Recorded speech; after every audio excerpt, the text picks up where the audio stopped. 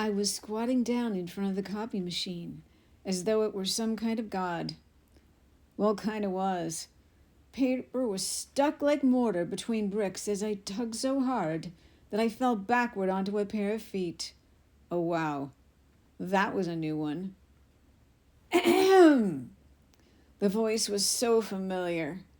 I turned slowly and looked up and quickly slid off those shiny wingtips and onto the floor. Max? I asked. He looked down with that twinkle in his eyes at me and grinned. I heard you were here and wanted to say hello, he replied. I just smiled and sat silent.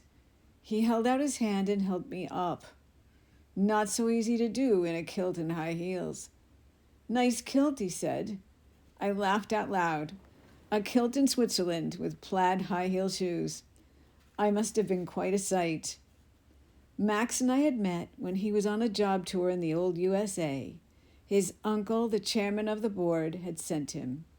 It was only after he left to go back to the land of chocolate that I had started working at their company. And here I was now on a 3-month blitz. Yes, here I am, and so happy to see you again, I said, with a smile. So how do you like being here, he asked. Love it, I squeaked.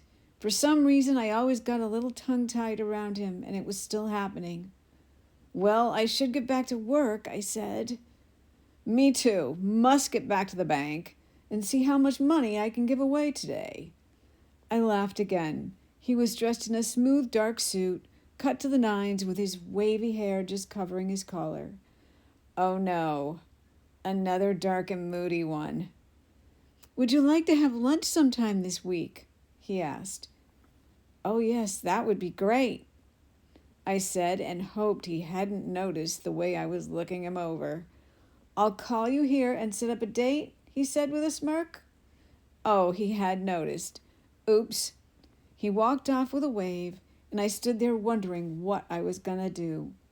No harm in lunch. Everyone had to eat. I would just have to stop looking at him like he was my dessert. To be continued.